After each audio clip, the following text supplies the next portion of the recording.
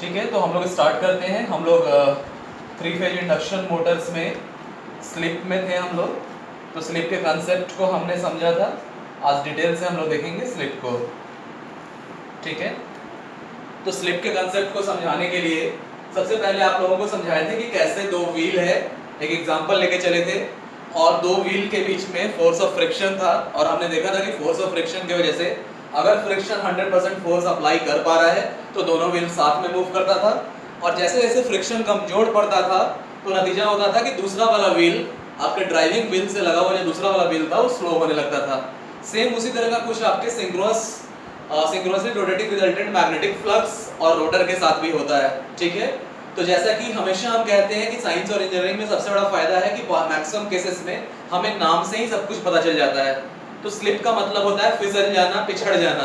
तो जाहिर है हर केस में हम लोग जानते हैं कि हर केस में rotor synchronously rotating resultant magnetic flux से के बराबर स्पीड पे कभी भी नहीं पहुंच पाता है, यानी उससे हमेशा स्लो रहता है। यानी रोटर का जो स्पीड है वो आपके सिंक्रोनस स्पीड से हमेशा कम रहता है। ठीक है, यही डिफरेंस इन स्पीड को हम लोग स्लिप स्पीड बोलते हैं। ठीक है, यानी हम लोग मान के चलते हैं कि जिस तरह लोग फिसल जाते हैं, लोग पिछड़ जाते हैं, उसी तरह यहाँ भी रोटर पिछड़ रहा है आपके सिंक्रोनस स्पीड के मुकाबले। और सिंक्रोनस स्पीड किसका स्पीड है? तो आपके सिंक्रोनसली रोटेटिंग रिजल्टेंट मैग्नेटिक फ्लक्स का स्पीड है जो स्टेटर पे है। ठीक है, तो आज इसी को हम लोग डिटेल से देखेंगे। तो टॉपिक में हम लोग आ जाते हैं, that is slip.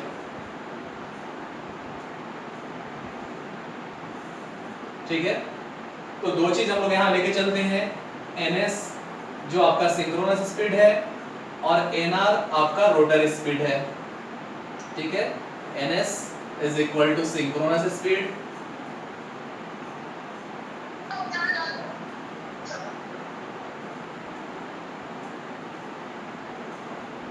ns is synchronous speed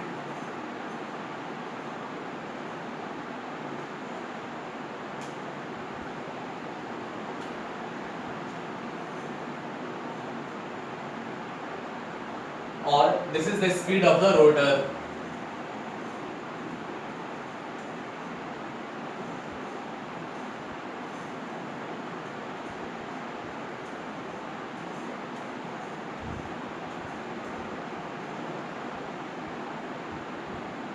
okay, तो ये दो चीजें हम लोग लेके चलते हैं। इन दोनों क्वांटिटीज को या तो हम लोग रेवोल्यूशंस पर मिनट में एक्सप्रेस करेंगे या रेवोल्यूशंस पर सेकंड में एक्सप्रेस करेंगे। ठीक है, यानी आरपीएम या आरपीएस में हम लोग एक्सप्रेस करेंगे इन दोनों क्वांटिटीज को। ठीक है, तो ये दोनों क्वांटिटीज है। अब हमेशा याद रखना, स्टार्टिंग से ही, शुरुआत के क्लासेस से ही मैं आपको बताता आ रहा हूँ कि फिजिक्स और इंजीनियरिंग में, साइंस और इंजीनियरिंग में हर एक क्वांटिटीज रिलेटिव होती हैं, एब्सोल्यूट कोई भी क्वांटिटी नहीं होती है। यहाँ रिलेटिव क्वांटिटी का मतलब बहुत इंपॉर्टेंट है। शुरुआत से हमने देखा है कि यहाँ सारी चीजें होने का कारण क्या है। हमने देखा कि आपका इंडक्शन मशीन की तरह स्टार्ट हो सके, यानी इंडक्शन मोटर की तरह रन हो सके, उन सब के पीछे रीजन क्या रहता था? तो रिलेटिव स्पीड किसके किसके बीच में? तो सिंक्रोनसली रोटेटिंग रिजल्टेंट मैग्नेटिक फ्लक्स के बीच में और आपके रोटर के बीच में। और जब तक ये रिलेटिव स्पीड है उसके करस्पॉन्डिंग फ्लक्स चेंज हो रहा है। और आपको पता है rate of change of flux linkage, Faraday's laws of electromagnetic induction के हिसाब से rate of change of flux linkage induced EMF के बराबर होता है। तो नतीजा होता था कि इसी की वजह से रोटर के कंडक्टर्स में ईएमएफ इंड्यूस होता है, और जैसे ही ईएमएफ इंड्यूस होता है लेंज लॉ की वजह से वो अपना करंट, रोटर के अंदर करंट इस तरह से सेट होता है कि उसका क्रिएट किया हुआ मैग्नेटिज्म अपने होने के कारण को अपोज करे, उसका क्रिएट किया हुआ फ्लक्स अपने होने के कारण को अपोज करे। यानी सबके पीछे जो रीजन है ना, वो रिलेटिव स्पीड है। किसके बीच में? तो सिंक्रोनसली रोटेटिंग रिजल्टेंट मैग्नेटिक फ्लक्स के बीच में और रोटर के बीच में। इसलिए रिलेटिव क्वांटिटी का बहुत इंपॉर्टेंस है, और हमेशा याद रखना है कि फिजिक्स में, इंजीनियरिंग में, साइंस में हर एक क्वांटिटी रिलेटिव होती है, एब्सोल्यूट कुछ भी नहीं होता है। यानी डिपेंड करता है कि हमारा फ्रेम ऑफ रेफरेंस क्या है, किस पोजीशन से किस क्वांटिटी को हम लोग मेजर कर रहे हैं। इसीलिए शुरुआत के क्लासेस में आपको वेलोसिटी का कांसेप्ट बहुत डिटेल से बताए थे, रिलेटिव वेलोसिटी का कांसेप्ट बहुत डिटेल से बताए थे, और ट्रेन्स के एग्जांपल से आपको लेके बताए थे कि कैसे कैसे रिलेटिव वेलोसिटी का कांसेप्ट होता है। यहाँ में रिलेटिव वेलोसिटी का बहुत सारा कांसेप्ट आएगा। ठीक है, तो सबसे पहले आ जाइए स्लिप। तो स्लिप आपको बता चुके हैं, थोड़ा सा समझा चुके हैं, आज हम लोग डिटेल से देखेंगे। ठीक है, तो लिख लीजिए, कुछ पॉइंट्स लिख लीजिए पहले, इस तरह इंप्लाइज का साइन देके कुछ पॉइंट्स लिख लीजिए। लिख लीजिए, as we know that as we know that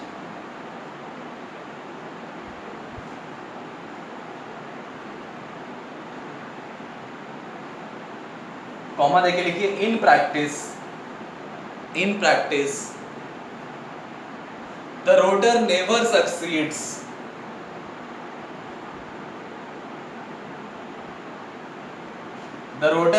succeeds in catching up, inverted comma के अंदर कैचिंग अप, यानी जाहिर है रोटर अपना स्पीड कभी भी आपके मैग्नेटिक फील्ड के स्पीड यानी सिंक्रोनस स्पीड तक नहीं पहुंचा पाता है, यानी उसको पकड़ नहीं पाता है, कैच नहीं कर पाता है, in catching up.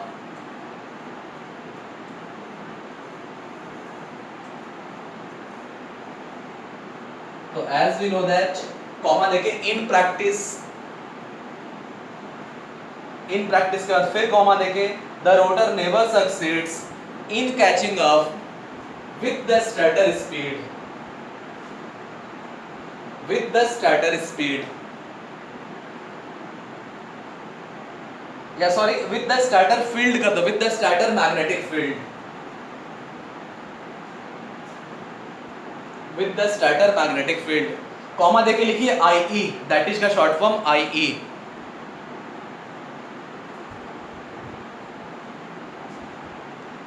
IE synchronously rotating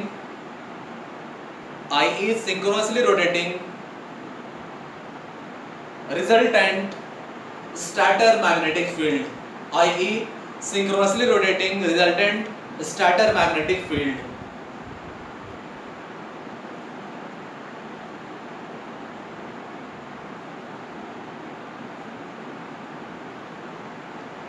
full stop देके लिख लीजिए in other words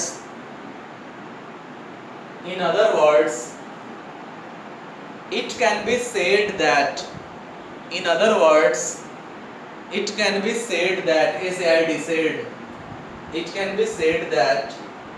यानी दूसरे शब्दों में यह कहा जा सकता है कि in other words it can be said that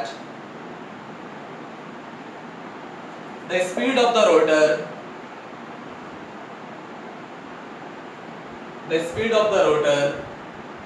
can never be equal to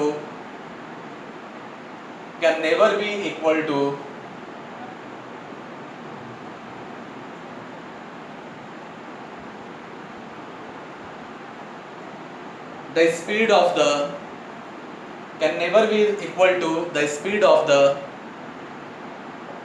synchronously rotating resultant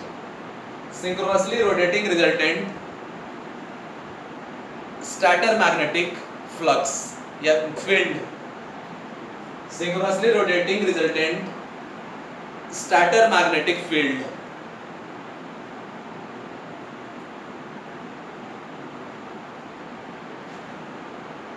comma देके ड्यूरिंग ऑपरेशन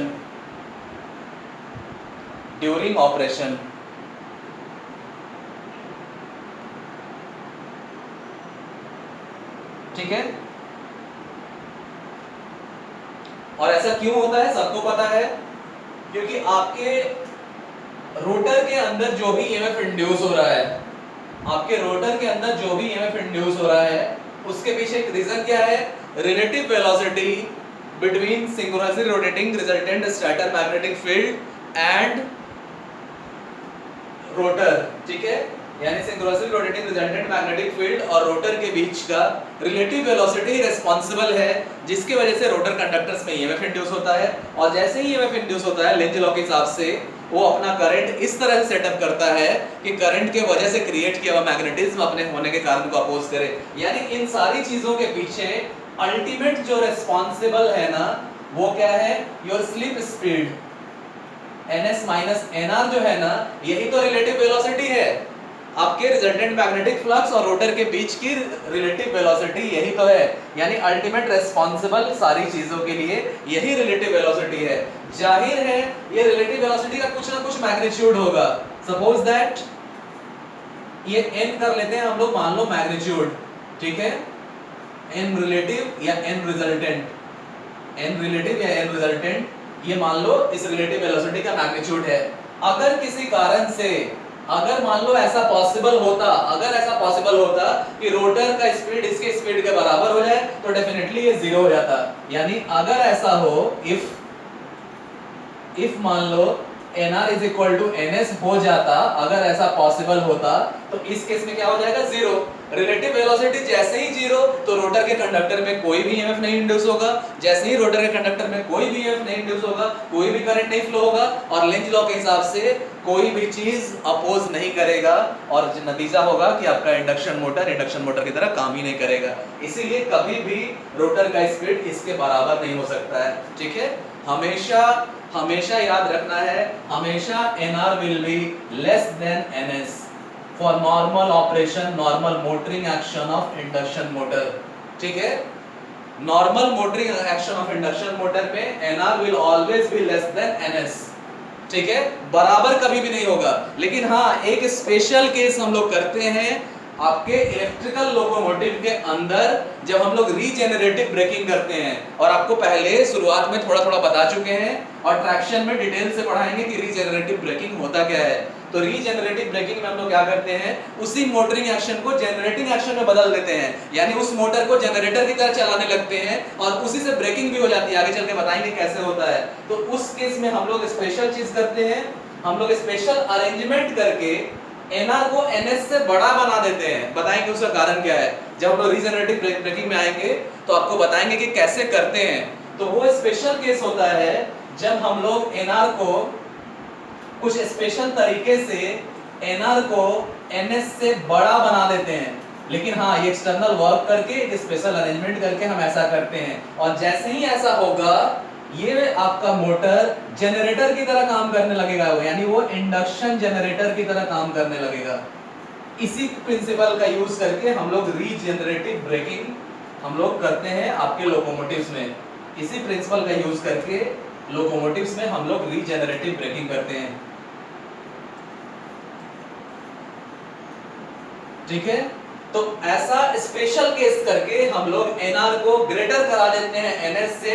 उस केस में ये मोटर जनरेटर की तरह काम करने लगता है, और इस फेनोमेनन को हम लोग रीजेनरेटिव ब्रेकिंग की तरह यूज करते हैं इलेक्ट्रिकल लोकोमोटिव्स में। बहुत कम ऐसे इलेक्ट्रिकल लोकोमोटिव होते हैं जहां इंडक्शन मोटर हम लोग यूज करते हैं, लेकिन अभी भी आपको हमेशा याद रखना है कि हम लोग अभी के समय में मॉडर्न टेक्निकल आपके जो सिनारियो है, मॉडर्न जो एरा है, इसमें हम लोग लोकोमोटिव में 95% से ज्यादा केसेस में डीसी सीरीज मोटर यूज करते हैं जो इलेक्ट्रिकल लोकोमोटिव है, ठीक है। लेकिन हाँ, कहीं कहीं अभी भी आपका इंडक्शन मोटर यूज किया जाता है किसी किसी रेलवे सिस्टम में, किसी किसी ट्रैक्शन सिस्टम में। तो जहां इंडक्शन मोटर यूज किया जाता है वहां जो रीजेनरेटिव ब्रेकिंग करते हैं, वहां रीजेनरेटिव ब्रेकिंग करने का यही तरीका है कि एक स्पेशल अरेंजमेंट करके nr को हम ns से बड़ा बना दें, तो वो मोटरिंग एक्शन से बदल के जनरेटिंग एक्शन में आ जाएगा, और इस फेनोमेनन से आगे चल के हम लोग रीजेनरेटिव ब्रेकिंग कर लेते हैं। बाकी सारे केस में, यानी जब तक मोटरिंग एक्शन चल रहा है, जब तक मोटरिंग एक्शन चल रहा है, बाकी सारे केस में nr हमेशा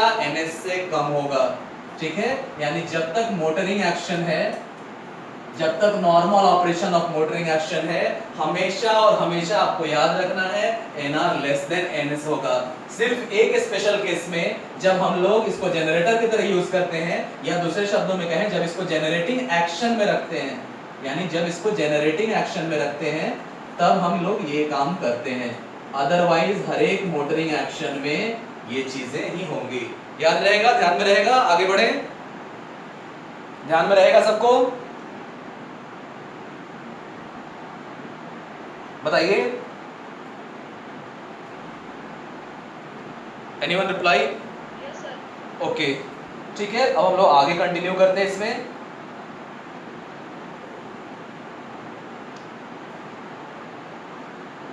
लिख लीजिए, अगला पॉइंट लिख लीजिए, the difference in speeds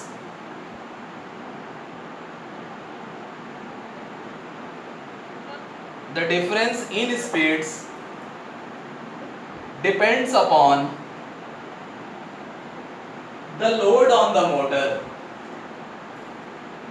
the load on the motor, ठीक है। तो ये डिफरेंस जो है ना, डेफिनेटली मोटर के लोड पे डिपेंड करेगा। यानी जो डिफरेंस, कौन से डिफरेंस की बात कर रहे हैं, तो इस डिफरेंस की बात कर रहे हैं, NS माइनस NR। ये जो डिफरेंस है ना NS माइनस NR, इसकी चर्चा कर रहे हैं। ये डिफरेंस लोड पे डिपेंड करेगा, हमेशा याद रखना है। जैसे आपको पिछले क्लास में एग्जांपल में आपको बताए थे पिछले क्लास में कि एक व्हील हमने ले लिया था, ठीक है, एक इस तरह से सर्कुलर व्हील हमने ले लिया था। इस व्हील में हम लोगों ने क्या किया था, बीच में ये स्पेस को हॉलो रखा था हमने, ठीक है। मान लो इस स्पेस को बीच में हम लोग हॉलो रख रहे हैं, यानी ये जो पोर्शन है वही सॉलिड है, ठीक है। यानी ये जो पोर्शन है ना यही सॉलिड है।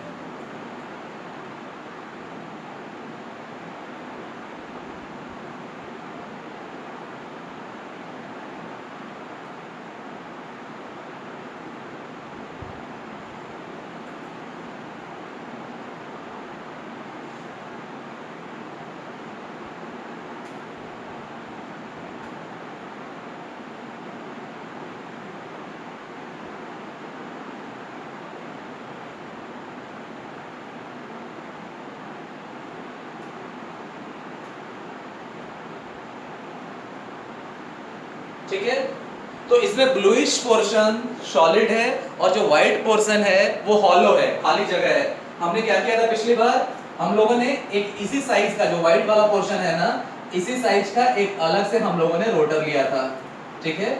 इस साइज का एक रोटर हम लोगों ने अलग से लिया था और उस रोटर को हम लोग ले जाके वहां प्लेस कर देते थे। इस रोटर को हम लोग ले जाके यहाँ प्लेस कर देते थे। सपोज दैट ये इसका सेंटर है, ठीक है। तो इस रोटर को उठा के हम लोग यहाँ ले जाके प्लेस कर देते थे।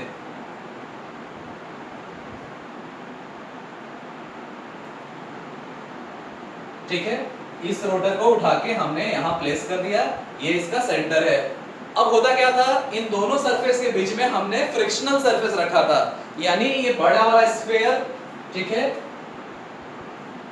ये जो बड़ा वाला आपका व्हील है A और ये छोटा वाला व्हील B, ठीक है। तो A व्हील के इनर डायमीटर में, ठीक है, इनर पेरिफेरी में, और B व्हील के आउटर पेरिफेरी में जो सरफेस है ना वो फ्रिक्शनल सरफेस है। जो एग्जांपल उस दिन हम लोग लेके चले थे वही एग्जांपल है। इसलिए मान लो सरफेस बाउंड्री जो है, सपोज दैट ये इसकी सरफेस बाउंड्री है, तो सरफेस बाउंड्री में फोर्स ऑफ फ्रिक्शन है और हम लोग किसी मैकेनिज्म से A को घुमा रहे हैं। जाहिर है फोर्स ऑफ फ्रिक्शन की वजह से B भी घूमेगा उसके साथ साथ, एग्री। जाहिर है फोर्स ऑफ फ्रिक्शन की वजह से B भी घूमेगा उसके साथ साथ, एग्री हो सब लोग। जाहिर है B भी घूमेगा इसके साथ साथ, एनीवन रिप्लाई। आवाज नहीं आ रही है किसी की, ठीक है। तो अब यहाँ पे क्या है, हम लोगों ने देखा था कि ये फ्रिक्शन अगर 100% है तो दोनों व्हील एग्जैक्टली साथ साथ घूमेगा, सेम एंगुलर वेलोसिटी से घूमेगा या सेम एन से घूमेगा। लेकिन जैसे ही फोर्स ऑफ फ्रिक्शन कमजोर पड़ने लगेगा तो हो सकता है B उस रेट से नहीं घूमे जिस रेट से A घूम रहा है, ठीक है। B का रोटेशन हो सकता है उस स्पीड से नहीं हो जिस स्पीड से A घूम रहा है, ठीक है। तो इसका एग्जांपल हम ले सकते हैं उसी तरह की। मान लो इसको सिंक्रोनस स्पीड से घुमा रहे हैं, ठीक है, मान लो A को सिंक्रोनस स्पीड से घुमा रहे हैं, लेकिन फोर्स ऑफ फ्रिक्शन पूरा प्रभावी नहीं है, और प्रभावी नहीं होने की वजह से मान लो B जो है ना वो NR के स्पीड से घूम रहा है, मान लो B NR के स्पीड से घूम रहा है, ठीक है। तो जाहिर है इन दोनों के बीच में डिफरेंस है। अब मान लो इसका हमने शाफ्ट निकाल दिया, थोड़ी देर के लिए इमेजिन करो कि B के सेंटर से हमने शाफ्ट निकाल दिया, ठीक है। थोड़ी देर के लिए आपको इमेजिन करना है कि B के सेंटर से हमने शाफ्ट निकाल दिया इस तरह से, ठीक है। इस शाफ्ट पर अगर हम लोड अप्लाई करें, मैकेनिकल लोड, इस शाफ्ट पे मान लो किस तरह से और फोर्स ऑफ फ्रिक्शन हम अप्लाई करें, तो जाहिर है लोड के करस्पॉन्डिंग B और स्लो होने लगेगा अगर हम लोग लोड बढ़ाएंगे तो। अगर इस पे हम लोग लोड बढ़ाएंगे, B से हमने शाफ्ट निकाल दिया, और अगर इस पे हम लोग फोर्स देते हैं, मान लो फोर्स ऑफ फ्रिक्शन या कोई और फोर्स देके इसके शाफ्ट पे लोड बढ़ाने लगते हैं, तो जाहिर है B और स्लो डाउन होगा, agree.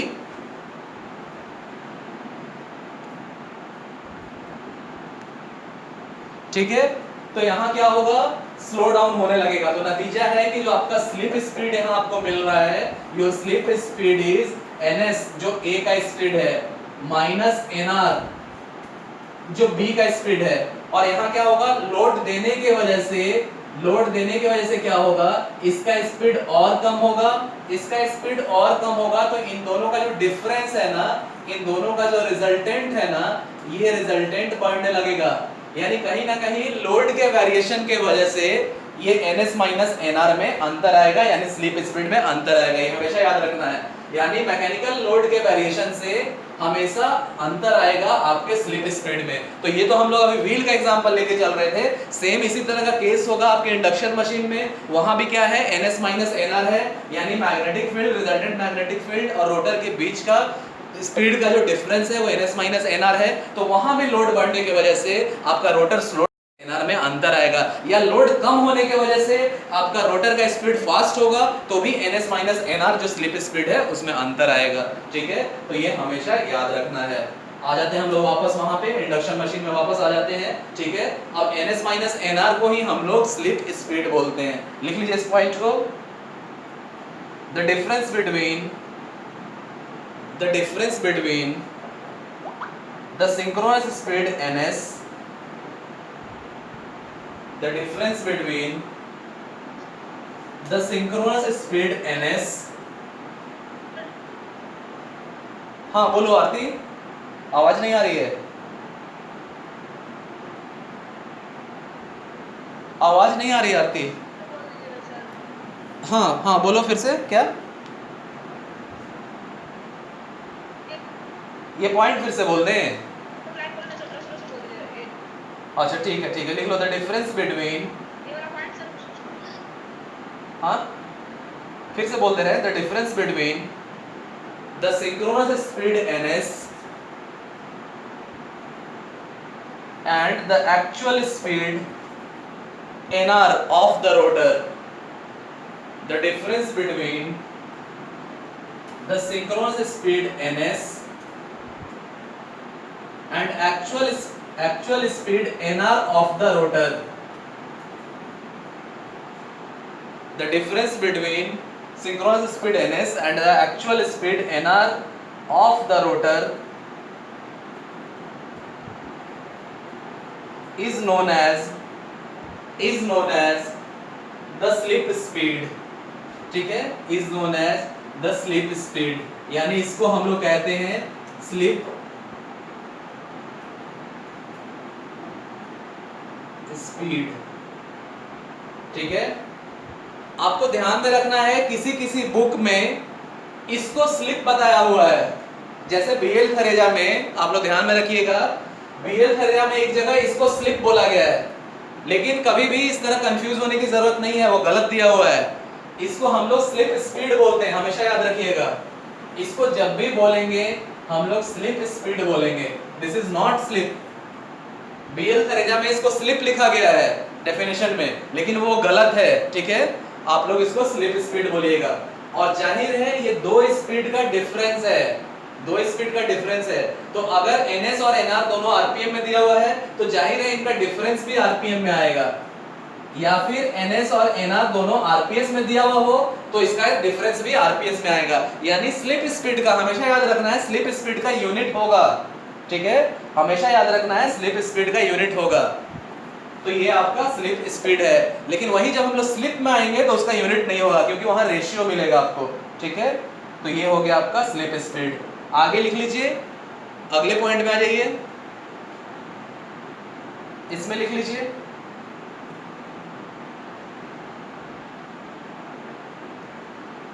although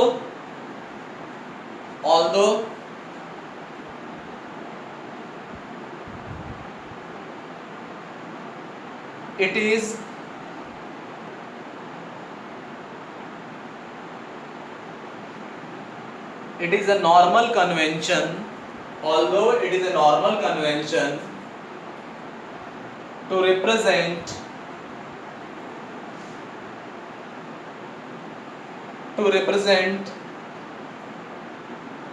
the difference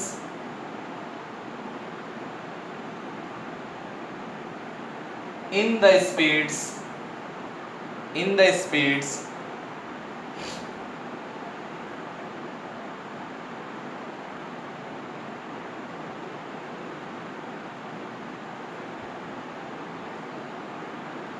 the difference in the speeds in comparison to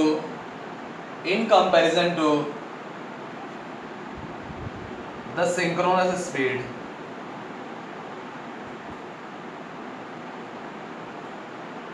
in comparison to the synchronous speed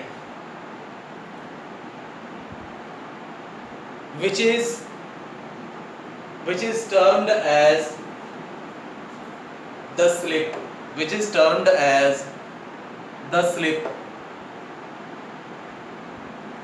ठीक है, एक लाइन छोड़ के लिख लीजिए, mathematically the slip is given by, mathematically the slip is given by, ठीक है, तो हम लोग लिखेंगे स्लिप को s, ठीक है, mathematically the slip is given by, तो स्लिप को ही हम लोग लिखते हैं s, और s कितना हो जाता है, तो जाहिर है इसको हम लोग ns से कंपेयर करके लिखते हैं, यानी इस डिफरेंस को ns से कंपेयर करके लिखते हैं, यानी ये जो डिफरेंस आ गया और इसको कंपेयर कर देंगे ns से, यानी रेट निकाल लेंगे ns के रिस्पेक्ट में, तो ये जो टर्म आता है इसी को हम लोग स्लिप बोलते हैं, हमेशा याद रखिएगा, ये स्लिप स्पीड है और ये स्लिप है।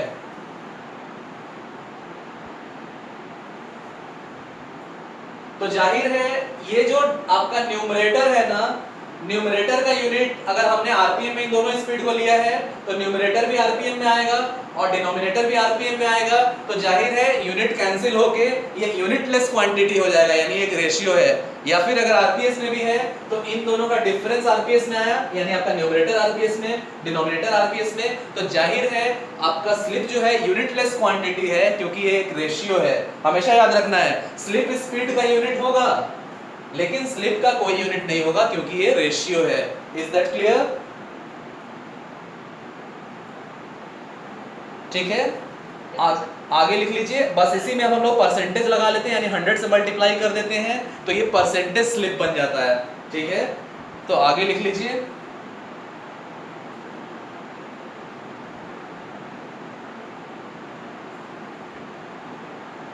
आगे लिख लीजिए, it is usual to express the slip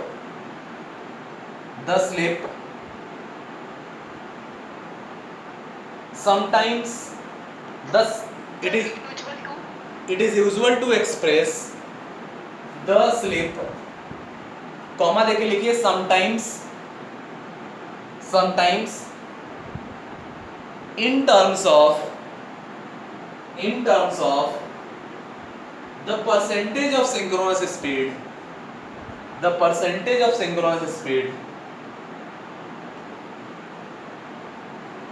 which is given by, तो हमेशा ध्यान में रखना है ये स्लिप था, अब आ जाएंगे हम लोग परसेंटेज स्लिप में, ठीक है, तो अब आ जाएंगे हम लोग परसेंटेज स्लिप में,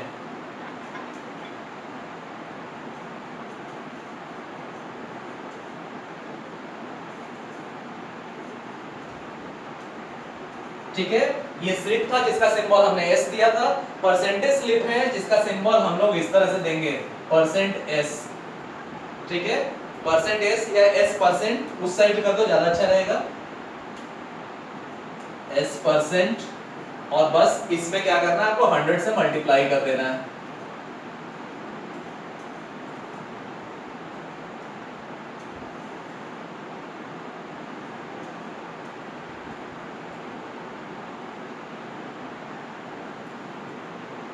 इसको क्या करना है, सिर्फ आपको 100 से मल्टीप्लाई कर देना है,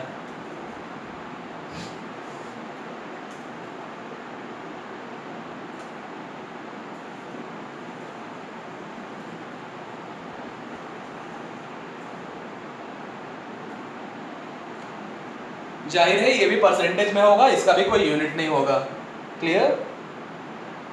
अब देखो दोनों की मैक्सिमम वैल्यू देखो, तो कहां से कहां तक वैरी करेगा, सबसे पहले आ जाते हैं हम लोग s में, तो देखो s कहां से कहां तक वैरी करेगा, तो स्टार्टिंग में क्या होता है, जब आपका इंडक्शन मोटर स्टार्ट नहीं हुआ है तब रोटर का स्पीड 0 है, यानी at the time of starting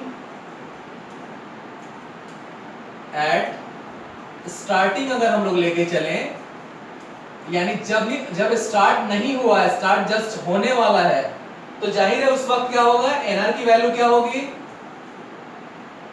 जब जस्ट इंडक्शन मोटर स्टार्ट होने वाला है, अभी रन करना शुरू नहीं किया, यानी रोटर अभी रोटेट करना शुरू नहीं हुआ है, तब एनआर की स्पीड क्या होगी, डेफिनेटली जीरो।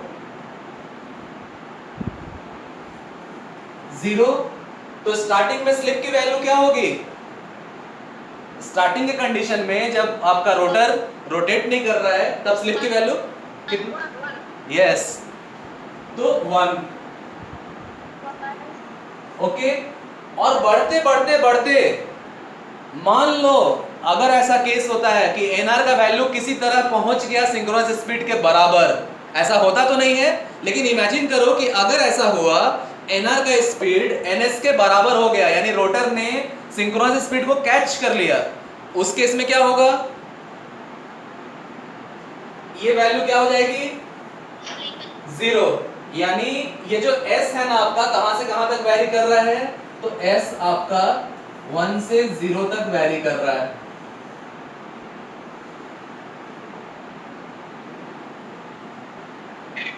ओके, बोर्ड दिख रहा है, क्लियर, Yes, sir. ठीक है, तो हम लोग कंटिन्यू करते हैं। Yes, sir. तो डेफिनेटली स्लिप जो है इस तरह 1 से 0 के बीच में वैरी करेगा, ठीक है। और इस इक्वेशन को यूज करके हम लोग एनआर का, हम लोगों ने पिछले क्लास में देखा था, हम लोगों ने एनआर का एक्सप्रेशन एनएस के टर्म में हमने निकाल लिया था। कैसे आया था, तो ये स्लिप के इक्वेशन को हमने यूज किया था, स्लिप के इक्वेशन को हमने यूज किया था। स्लिप का इक्वेशन क्या है, तो स्लिप का इक्वेशन है S is equal to NS minus NR by NS। इससे फर्दर हम लोग निकाल सकते हैं S NS is equal to NS minus NR। अब क्या करेंगे, तो NR और NS के टर्म को एक साइड लेके चले जाएंगे, NS के सारे टर्म को एक तरफ और NR के सारे टर्म को एक तरफ, ठीक है। तो इसलिए हम लोग कर सकते हैं NR को इधर कर दें और इसको इधर कर दें, तो सिंपली आपका बन जाएगा NR is equal to NS minus SNS, और इससे अल्टीमेटली हमें मिलेगा NR is equal to 1 minus SNS। तो यहाँ NR का एक्सप्रेशन स्लिप और NS के टर्म में हमने निकाल लिया, ठीक है। इस इक्वेशन को भी याद रखना है। सभी इक्वेशन को नंबर दे दीजिए,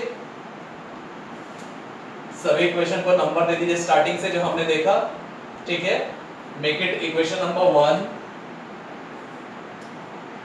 मेक इट इक्वेशन नंबर 1, ठीक है।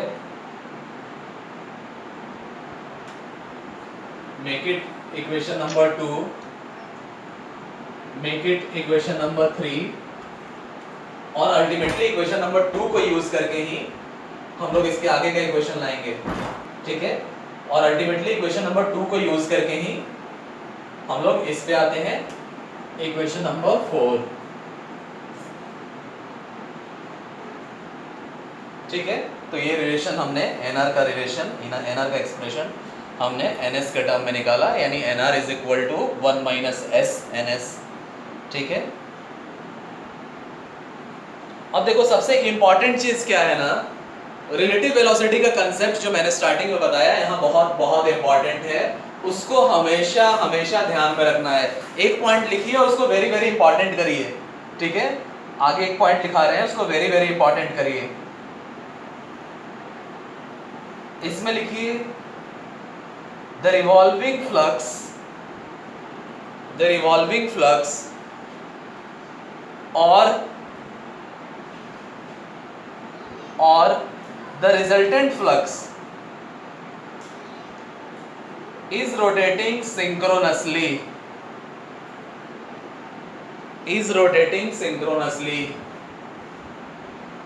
कॉमा देके लिखिए relative to the stator,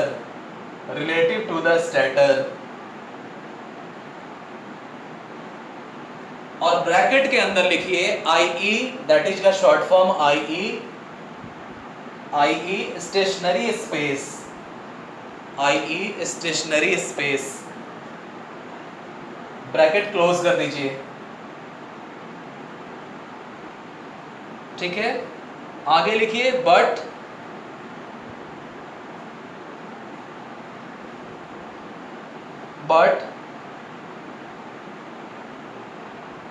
the slip speed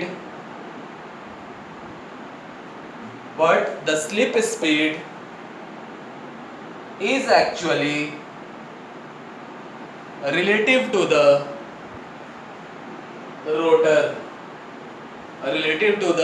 rotor, but the slip speed is actually relative to the rotor, ठीक है।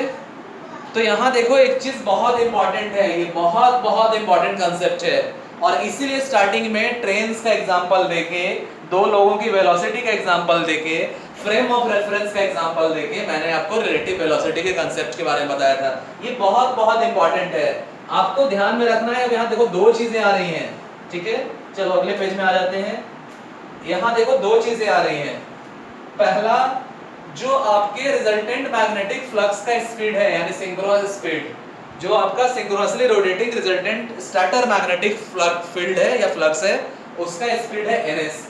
ये स्पीड जाहिर है आपको पहले ही बता चुके हैं कि फिजिक्स और इंजीनियरिंग में सारी क्वांटिटीज रिलेटिव होती हैं, यानी डिपेंड करता है कि कहां से हमने मेजरमेंट किया है, किस फ्रेम ऑफ रेफरेंस के रिस्पेक्ट में हमने मेजरमेंट किया है, ठीक है।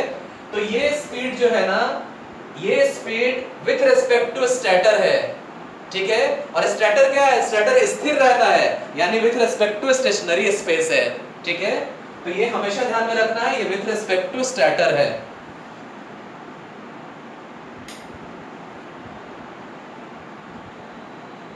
ठीक है, तो ये ध्यान में रखना है, ये जो स्पीड है ना, ये विथ रिस्पेक्ट टू स्टैटर,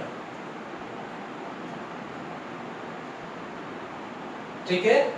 और ये स्लिप स्पीड की अब चर्चा कर रहे हैं। स्लिप स्पीड यानी ns माइनस nr, ये हमेशा ध्यान में रखना है, ये विथ रिस्पेक्ट टू रोटर है, यानी ये स्पीड जो आपको मिल रहा है ना, ये विथ रिस्पेक्ट टू रोटर है। हाँ आ रहा है, अच्छा ठीक। ये हमेशा याद रखना है, ठीक है। हमेशा याद रखना है कि कौन सा किसके रिस्पेक्ट में है, क्योंकि सारी क्वांटिटीज रिलेटिव होती हैं, ठीक है। तो ये आपके रिजल्टेंट मैग्नेटिक फील्ड का जो स्पीड है, ये विथ रिस्पेक्ट टू स्टैटर है, लेकिन ये speed with respect to rotor है। ये होना भी चाहिए, रिलेटिव वेलोसिटी के कांसेप्ट को मैंने आपको पढ़ाया था स्टार्टिंग में, ये होना भी चाहिए। अब एग्जांपल देख के समझ लो, आपको एक एग्जांपल से समझा देते हैं, ठीक है। सपोज दैट ये रोड है, और रोड पे एक पोल हमने ऐसे लगा दिया, ठीक है। रोड पे एक फिक्स पोल मैंने लगा दिया, जमीन में गाड़ दिया मैंने पोल। ये जो पोल है,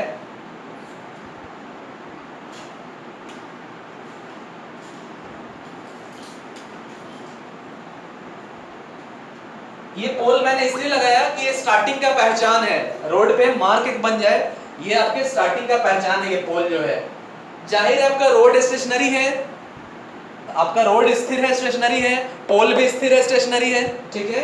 यानी ये बन गया स्टेशनरी स्पेस, ठीक है। अब इस स्टेशनरी स्पेस से एक कार है A,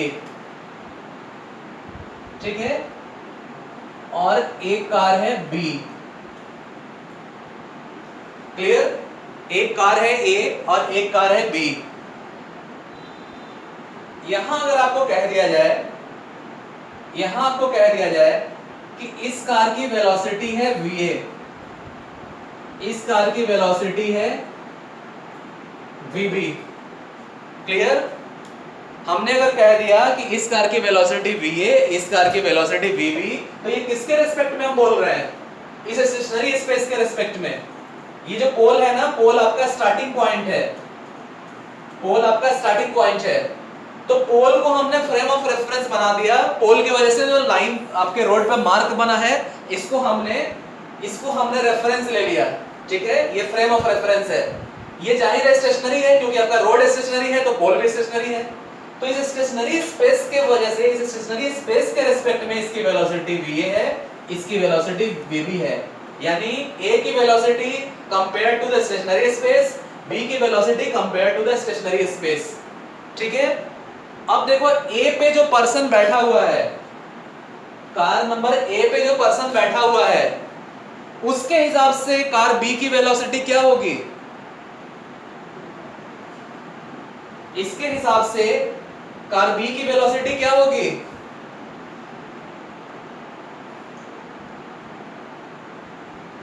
anyone?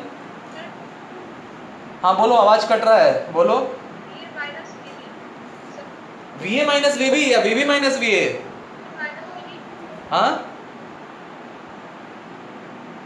VB minus VA होगा। A पे जो पर्सन बैठा है ना, ये जो देख रहा है इसकी वेलोसिटी, इसके रेस्पेक्ट में इसकी वेलोसिटी VB माइनस VA।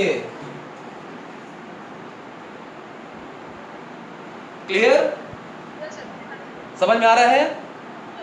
तो VB माइनस VA हो गया क्या? Relative velocity. ठीक है, रिलेटिव वेलोसिटी इन दोनों के बीच का, लेकिन किसके रेस्पेक्ट में? इसके रेस्पेक्ट में ना। VB minus VA is the relative velocity between B and A, और किसके रेस्पेक्ट में? इसके रेस्पेक्ट से ना। क्लियर?